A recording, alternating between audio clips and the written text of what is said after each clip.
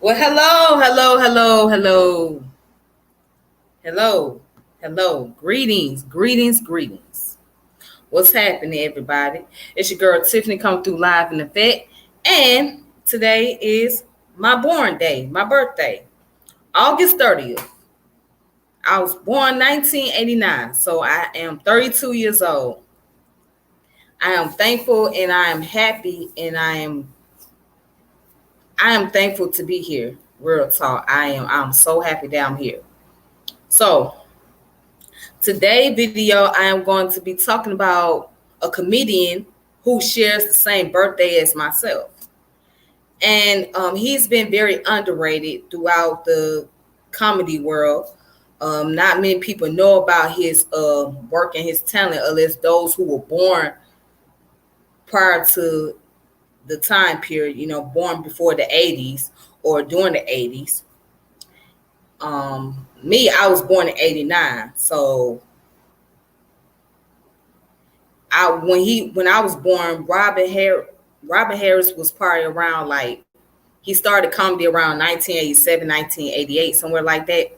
So yeah, then he passed a year later, around a couple of months later, around March of 1990. So I wasn't even one yet at the time period. But I have seen some of the videos that he have did. I seen the comedy routines that he done. And anybody that grew up watching Bébé Kids came out in 1992. So Bébé Kids was a movie that was dedicated to Robin Harris. He was actually supposed to he was supposed to be in the film, but he ended up passing. So they turned the movie into the animation movie. And by becoming an animation, it became a success. I mean, a lot of black kids loved growing up watching the movie. They enjoyed it and everything. But I'm gonna talk a little bit about the Bébé Kids later, the movie. But let's go ahead and look at the life of Robin Harris. Okay, so let's go ahead and start off looking at the information about Robin Harris. Who was he, and how did he get started in the game of comedy? Okay, so I hope you guys can see my screen.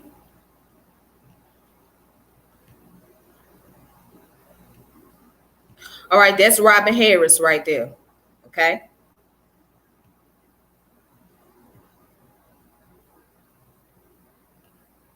So Robin Harris was born August 30th, 1953, and he died on March the 18th, 1990. He was an American comedian and actor known for his recurring comedy sketch about Bébé Kids. He was posthumously nominated for the Independent Spirit Award for Best Supporting Male for his performance in film House Party. Okay. So he was born in Chicago, Illinois. His father, Earl, was a welder, and his mother, Maddie, was a factory seamstress. Okay. In 1961, the family moved to Los Angeles, where he attended Manual Arts High School.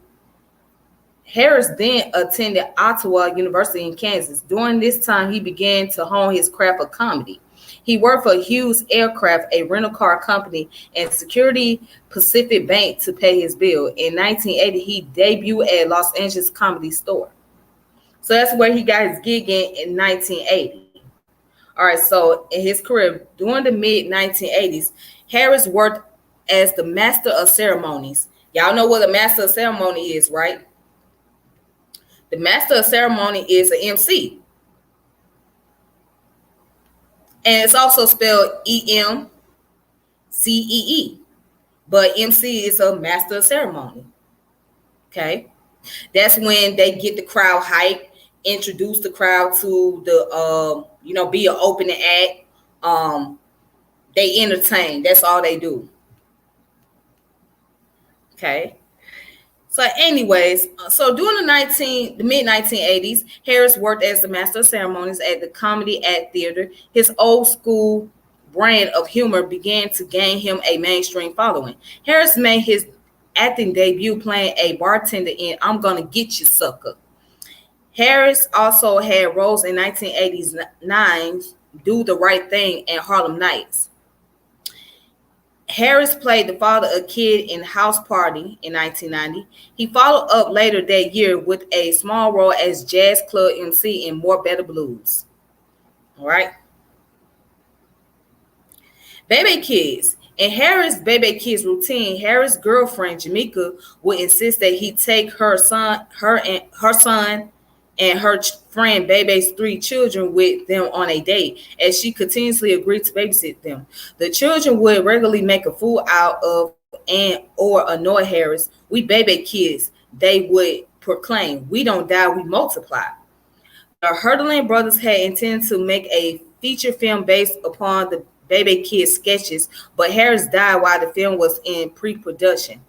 Bébé Kids instead became an animated feature. It was directed by Bruce W. Smith and featured the voices of Farazan Love as Harris, Vanessa Bell Calloway, Marcus Houston, Nell Carter, Janelle Green, Rich Little, and Tone Locke.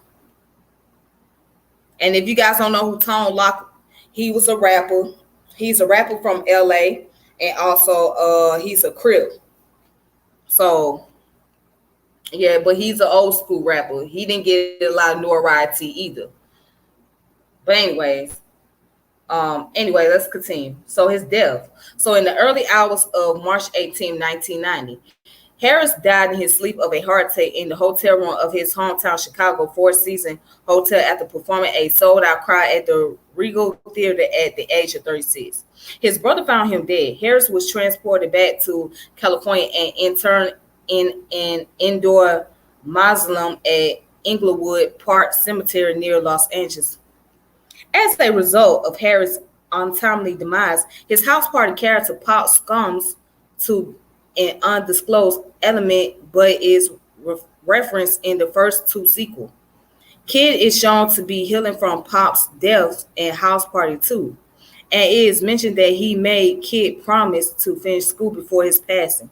Through through the archive through the archival footage, a photo of Pops come to life and tell Kid, "Keep your mind on the books and off them gals." A clip taken from a scene in the original House Party. All right. So it says the film's setting, the fictional Harris University, is another tribute to the actor. In House Party 3, when Pop's brother and Kid's uncle Vester looks at a photograph of him, he tells Kid how he misses his father and wishes he were still alive and that he owes him $150. At the time of Harris' March 1990 death, his wife was pregnant with their son, Robert Harris Jr., who was born 6 months later in September 1990. In 2006, a posthumous DVD titled "We Don't Die, We Multiply," the Robin Harris story in 2006 was released. The film featured never before seen performances by Harris and accolades from such contemporaries as Martin Lawrence, Bernie Mac, Cedric the Entertainer, D.L. Hughley, Robert Townsend, and Joy Torre. The film features a rap performance and dedicated to Harris by his son Robert Jr. So as you can see, that's the only award that he had received, which is the Independent Spirits Award, Best Supporting Male. All right, so there's more information at the bottom of the page if you want to find out more about Robin Harris. And here's some more information right here. So there wasn't really a whole lot of information that's on Wikipedia about Robin Harris because he had a short-lived career. But I found something that is related to that. It's on Academia, and it's called "We Don't Die, We Multiply: Bébé Kids, Hip Hop Aesthetics and Black Feature Animation" by Peter C. Kroons. So let me go ahead and show you guys that information.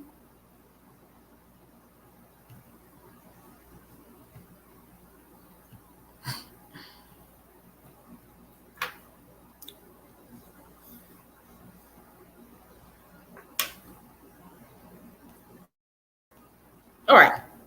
So we don't die, we multiply. Bébé Kids, hip hop aesthetics and black feature animation. All right. So by Peter C. Kunze or Kunze. All right. So it goes into the abstraction. As you can see, the abstract. All right, so the abstract say Bébé Kids was the first animated feature film specifically by, about, and arguably for African Americans, bringing together two trends in early 1990s Hollywood: the resurgence of feature animation and the emergence of hip hop cinema. Despite its ambitious intention, the film was a commercial and critical failure, and its attempt to bridge black cinema and animated media have largely gone neglected by scholars in these fields. All right. So it says this article offers a history and analysis of Bébé Kids, not only to chronicle the history of this intriguing media failure, but to discuss an important moment in hip hop history where nascent white-owned media companies seized upon hip hop and blackness in general in attempt to legitimate themselves as producers of quality content. All right. Indeed, Bébé Kids represented a marked departure from the nihilism and violent realism of the urban ghetto film cycle towards a lighthearted hip-hop cinema that not only showed a different vision of urban black life, but also proved to white audience that hip-hop was edgy, exciting, and safe. Like the Hoolin's House Party, all right, which was directed by Reginald Hoolan, the animated Bébé Kids offer a generative counterpoint to the standard perceptions of the tone and worldview of early hip-hop cinema. All right. Now it goes on to say, as the Oscars so white campaign during the 2016 award season to aptly demonstrate Hollywood cinema continued to struggle with diverse representation behind the scenes and in front of the camera. Few genres remain as unapologetically white as animation. This failure remained particularly insulting since producers and animators alike could easily add in diverse characters. Yet they so often relegate actors of color to animal voices.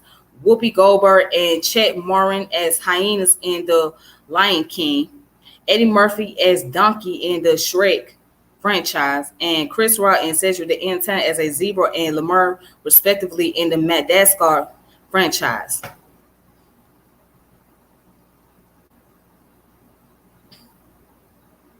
All right, so let's skip down. It says, though Bébé Kids has arguably achieved a cult status among viewers who remember its catchphrase of "We don't die, we multiply," the film was a critical and commercial failure upon its initial release in July of 1992. Consequently, scholars of both animation and African American cinema have largely favored it more success and resonant contemporaries, be it the animated features of Disney resonant or what Craig Watkins has called the urban ghetto film cycle. Bébé Kids deserve critical attention, however, not just because it was the first and arguably only African American animated feature in Hollywood history, but also because it works at the curious intersection of these aforementioned industrial trends of early 1990s filmmaking. All right, so I'm gonna stop right there.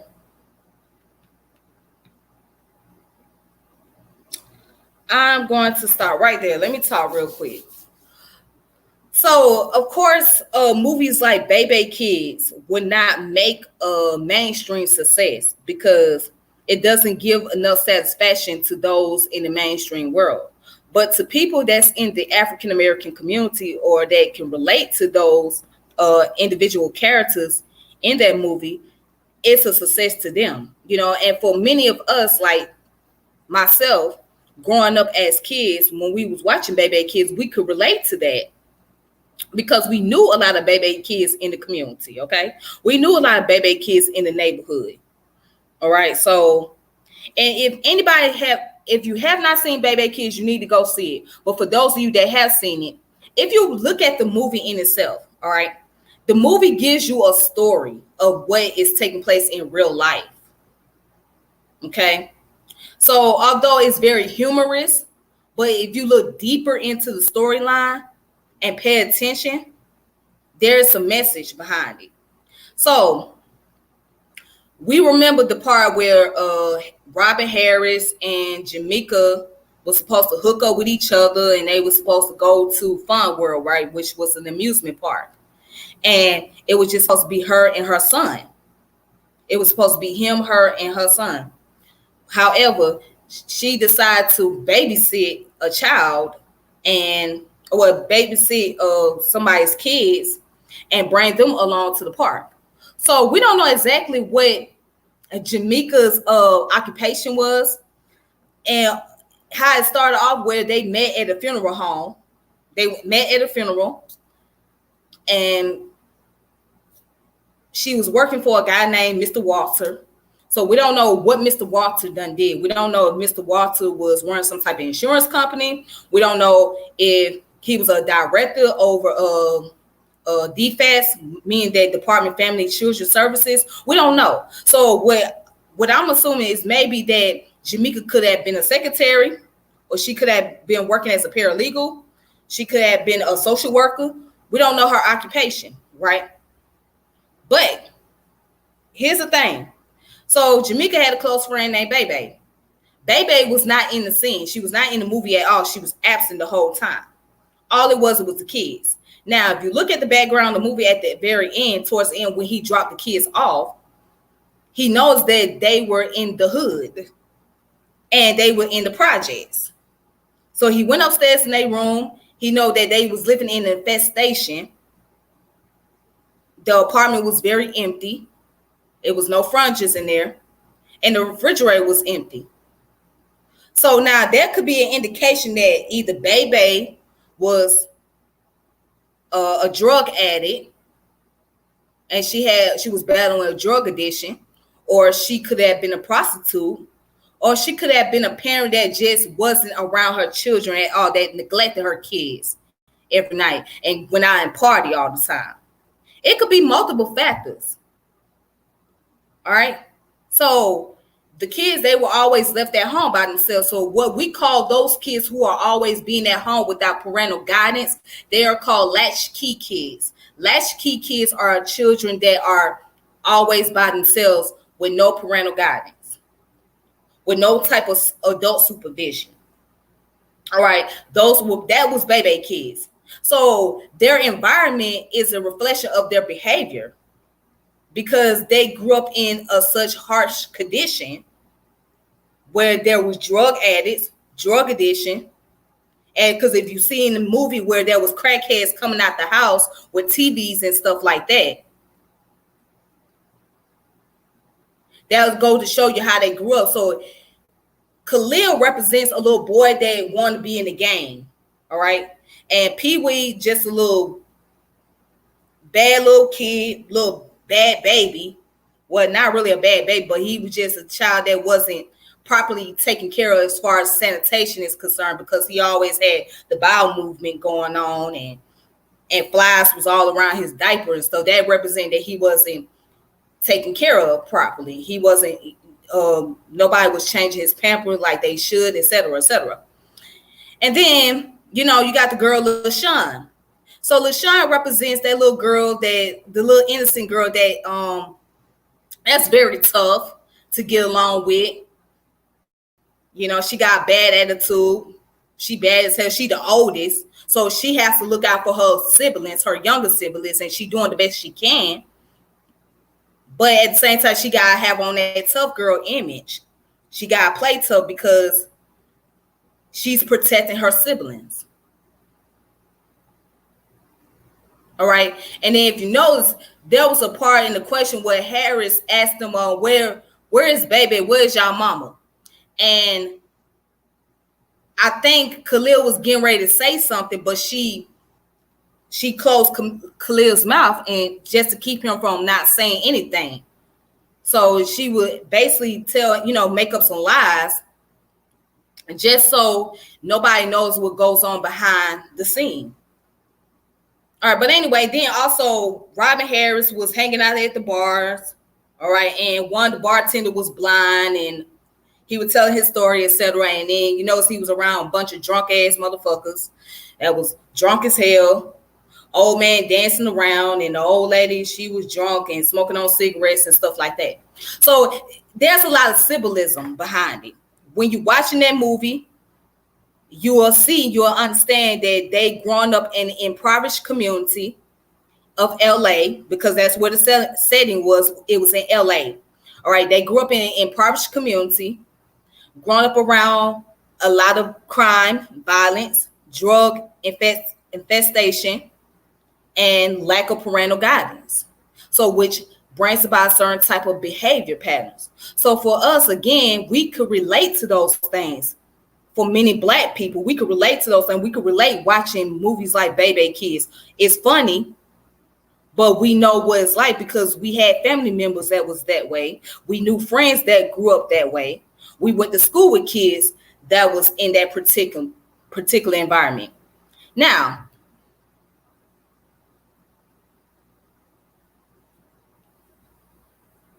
yes, it's still live. I don't know what's going on. I don't know what's going on, Gullah. Maybe it's your sound. I'm live. Hold on. Let me see. I don't know if you can hear me now. Hopefully you can hear me now. If you can hear me now, let me know.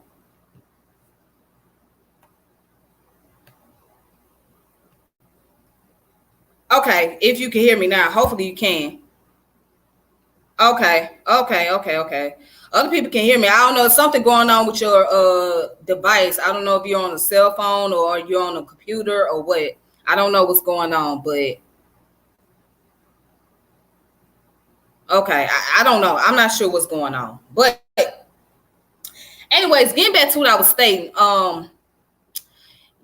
yeah, a lot of us can relate to people like that because we know kids that grew up that way and they become angry adults. They become adults that get involved in criminal lifestyle. They become adults that learn from their situation and change for the better, improvement, and set the example, especially to their younger siblings or their little cousins or whatever. You know what I'm saying? So the environment that we come from have different effect on us. The environment that we come from can affect us positively or it can affect us negatively.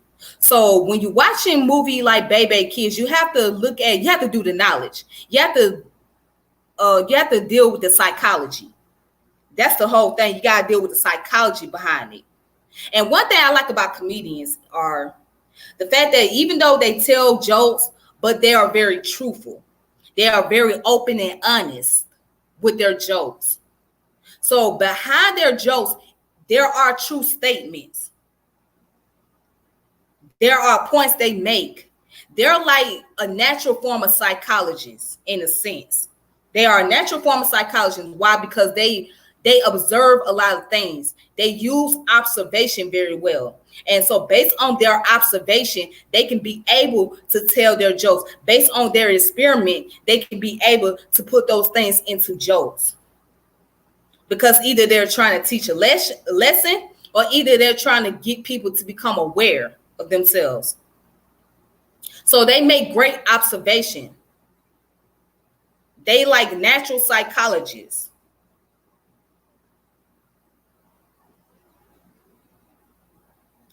And they are very honest. If you want to get a lot of honesty, the best thing to do is listen to a comedian. They're going to joke around about it, but they're going to be very blunt at the same time. They're going to speak their honest opinion or they're going to speak the truth.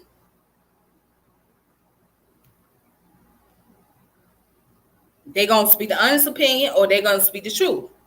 You know, they're going to show you. And they're going to make you think. They're going to make you question things. Like Arsenio Hall. Arsenio Hall was one of those guys that you could not even run games on. You could not get over him. He was very proud and he was very bold about what he was and what he was going to do and what he was going to say.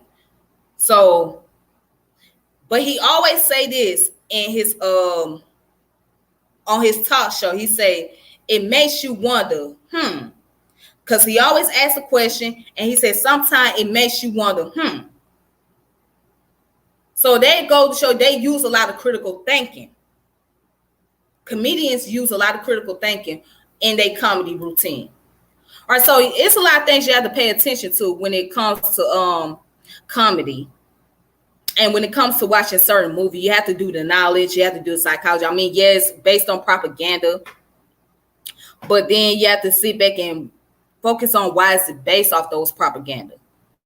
What message is being shown in the movies or shown in animation? It's a lot. But let's see what else they're talking about here on this article.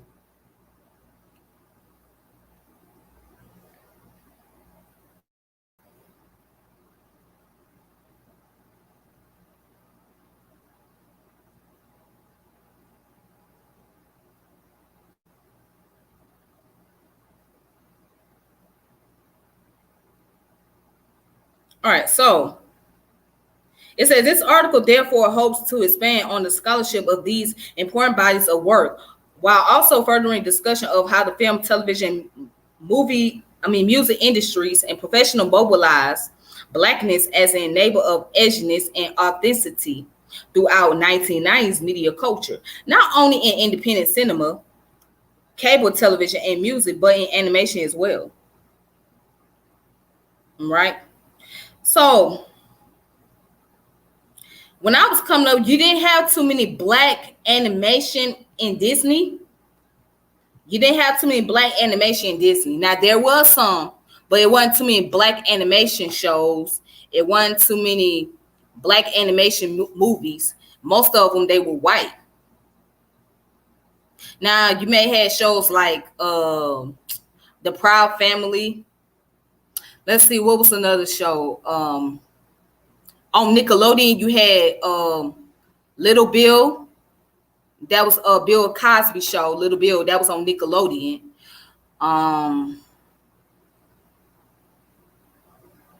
Yeah, that was about it. It wasn't too many black cartoon sitcoms like that. It wasn't too many black animation on Disney's and Nickelodeon as much. Now you had shows like you had Kenan and Kel, Cousin Skeeter. Those were regular shows. Then you had Smart Guy, which was a regular sitcom. Now WB had some shows. They had Static Shock. They had Sea Bear and Jamal. I don't know many people remember Sea Bear and Jamal. That show didn't last very long. And then they had another one called Wayne Head. And Wayne Head was based off the story about one of the Wayne's brothers and how they grew up, because they from New York. But that's something that Damian Wayne started, Wayne Head. But Wayne Head was a show. It was a good show. But those shows didn't last very long. You know what I'm saying? So it didn't last long. And then they came out with the first black cartoon animation on Disney, which was The Princess and the Frog, which was played by Taraji Henderson. She plays as the princess. And the storyline was based out of New Orleans, Louisiana. Where she was growing up, she learned how to cook, making gumbo and all these different things and stuff. Yeah, so. And of course, you had Cinderella, the movie with Brandy. But again, that was not even animated. That was just a regular movie on Disney. So it wasn't a lot of black shows like that. Or, shows that was ran by black people as much. Living Color was a very popular show back in the day. Living Color was ran by Kenan Wayne's, which is Shawn Wayne, Marlon Wayne's brother, and Damon Wayne's brother. He was the first African American to have his own show that was based on comedy. And he hired mostly black people. And you had some people from other backgrounds too. So you had Jamie Foxx got his start on there. I think Martin Lawrence was on there. One of the Wayne brothers and the Wayne sister was on there. And then they had Jim Carrey. That's how Jim Carrey got his popularity off in Living Colors. He put Jim Carrey on there. So, and at that time, Jim Carrey just came from Canada because that's where he was originally from, Canada. So it's so many of them. So many of them got opportunities to get on there and do black comedy on the sitcom show. And then Spike Lee, being a black director of his time period in the 80s, he made it more popular. He gave more platform to people like Denzel Washington, Red Fox, Richard Pryor, Eddie Murphy, Robin Harris, Bernie Mac. It was so many of them. And then Ice Cube came along when he started getting into writing scripts and producing films and directing films. He was given more opportunity when he did the movie Friday. You had what was the lady's name? Her name was Yvette. I can't remember her name, Yvette somebody, but she was from LA. She was a comedian. She played on Moesha. She played as Andanette. She played on Moesha and the Parkers. But she got her gig on there. Tiny Lester, of course, John Witherspoon. He got more opportunity. He got more gig on it. He got more exposure. So again, it was pretty tough back in those days. So that's why so many blacks that's why black people had started doing their own directing and film producing and writing and whatnot, because they wanted to tell the stories based on how it should be told from a black perspective. Not just based on a narrative of somebody that's non-African or non-black American. They want to tell it from their perspective, from what it's like for them. Right? And then you got Tyler Perry coming along, who's a billionaire now. Tyler Perry done did all the plays, all the movies. Now he's doing a lot of sitcoms and doing a lot of shows, a drama series, and all of that. So he has given a platform to a lot of African American, black people. He has created that platform. His studio is out here in Atlanta. He bought over 330 acres of land. Yep. And that area where his studio is, it's not even far. It's right in the hood. It's right in the hood. So, but things can go wrong too sometimes, when these people get to a level of success. There's things that might take place where the actors or the people that's working for them may not agree with some of the stuff they're doing, the tactics, the money, and all of that. So yeah, so it's a pretty dirty game that people playing out here, though. But anyways, I would say the closest person to Robin Harris would be a comedian named Miss Pat. Her name is Patricia Williams, but she go by Miss Pat. She's from Atlanta, and she's been doing comedy for a while. She has a show called The Miss Pat Show, and this lady is very vulgar. She very bold with it. She very outspoken. Very powerful woman. But she ended up had to get her show brought on BET Network. So if you guys have the BET Network Plus, just download it and just check out the show Miss Pat. It's on there. But she had to go through BET because the other channels like Fox and NBC, they was not going to put that on there. It was like, we're not going to put this on here. No. Because she's too vulgar. And she's too blunt, and they don't want that. They don't want that kind of stuff on there. No, they don't want all of that. They feel like that's going to bring about low ratings, bring about a lot of complaints, etc. So they took the show, the sitcom from Fox and from NBC and brought it over to BET Network. But anyways, just to get down to the bottom half of it, just to show you that, yeah, a lot of times, if you're fortunate as a comedian, if you're fortunate, you'll get to that mainstream success. You'll be able to become an actor or an actress. You may be able to have your own sitcom. You may be able to host a television show. But not every comedian get that opportunity. There are so many comedians that are unsung. And by them being unsung, mean that they don't have recognition. They don't have that mainstream success. Many people are not going to know about them. They're not going to hear anything about them. They're going to go unnoticed. And many of them have gone unnoticed, and Robin Harris was one of them.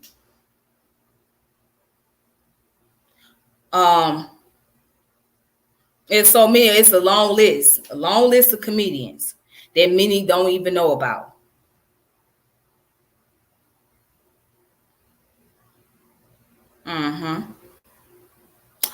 But anyways, I want to show you guys another information. So, if you guys want to check out more about this article here, I hope you guys can see that. It's called We Don't Die, We Multiply, Bébé Kids, Hip Hop Aesthetics and Black Feature Animation by Peter C. Crooms.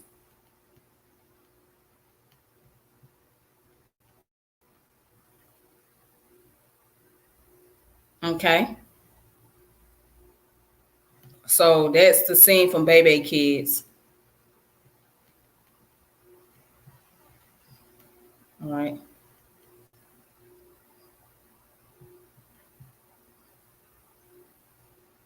Right. And it's in academia accelerating the world's research. Let's see where, trying to see if I can. All right, so here's the reference at the bottom, the notes at the bottom. Here's the notes right here.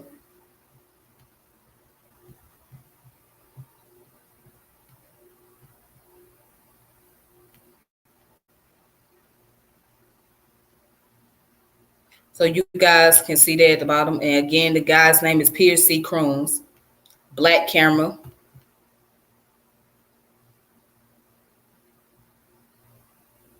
All right, close up hip hop cinema. That's the name of it. All righty. So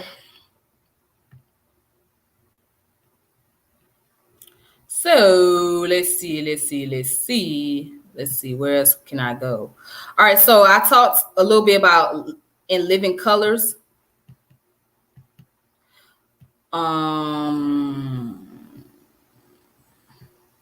So In Living Colors go into the Black comedy world and its revolution and the story behind it. So it's not really deal with the topic of Robin Harris per se, but it deals with the field that he was in, which it was stand-up comedy and the comedy world. So if you guys want to check this book out, it's called Homie Don't Play That, The Story of In Living Colors and the Black Comedy Revolution by David Peisner.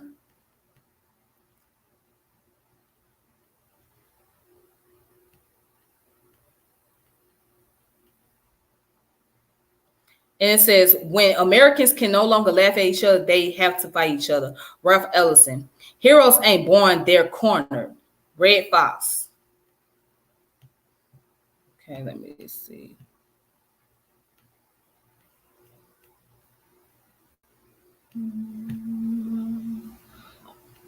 All right, so it was written in 2018. So this book came out in 2018. Okay. You guys can look it up. It's called Homie Don't Play That, Story in Living Colors and the Black Comedy Revolution. All right. That's Jamie Foxx over there. And that's Jim Carrey at the top. And that's Damian Wayans. That's Kenny Wayans. And I forgot who this is. And I think that's Damian Wayans' sister. I'm not sure. I forgot who she is. All right. Go ahead and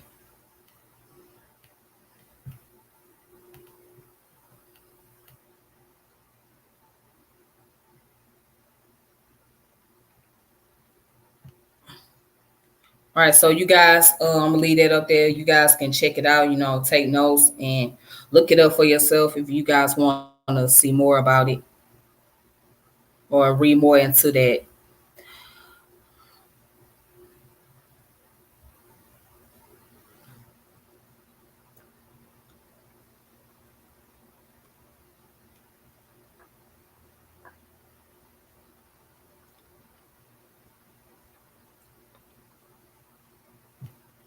All right, so that's all I have for today. And I appreciate you guys for watching. I really do. And thank you guys for supporting me. So, today is my birthday. If you guys want to support your girl even more, you guys can send something to my Cash App, for my birthday. Cash App $ Tip World. Again, Cash App $ Tip World. You can send me a little something to the Cash App if you would like. Send a little birthday tip or something. Since today is my birthday. So if you guys want to do that, if not, that's cool. I understand. That's cool.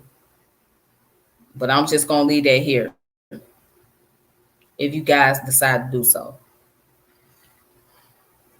All right. Alrighty. So other than that,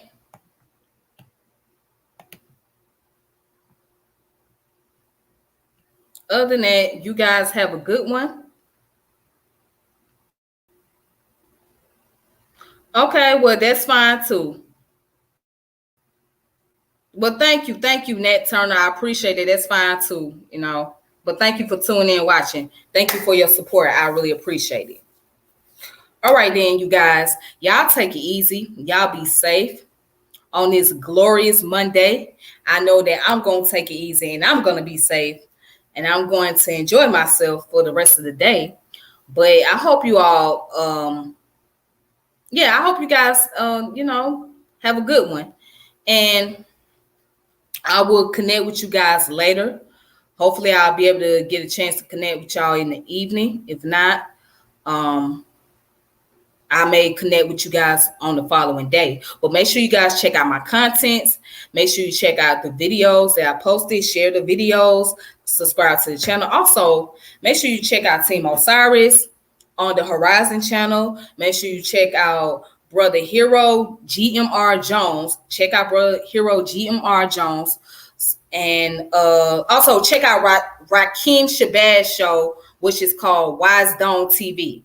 Rakeem Shabazz, Wise Dome TV. He does a lot of great interviews on there. So if you guys have not checked him out, please do so. I strongly recommend it.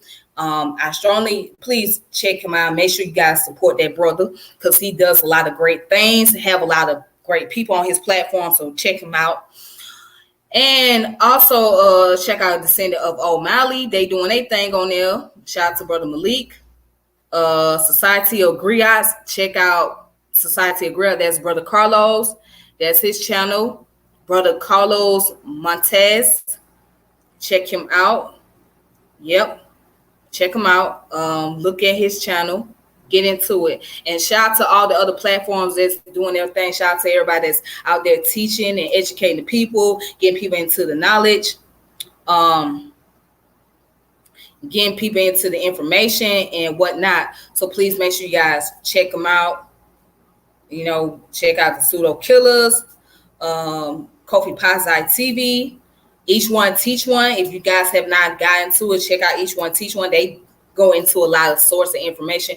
Whatever information that I have not covered on here, I'm more than likely you're gonna find it on their platform because they deal with it on a consistent basis. They do it daily, right? So, all right. What's my thought on Umar Johnson? I'm not gonna really get into too much about Umar Johnson at this point. I'll talk about Umar Johnson some other time. I ain't gonna get into it. All right. Yeah, I'm not gonna get into all of that. But all right then. Well, you guys take it easy. Once again, this your girl Tiffany. I'm logging off. Peace.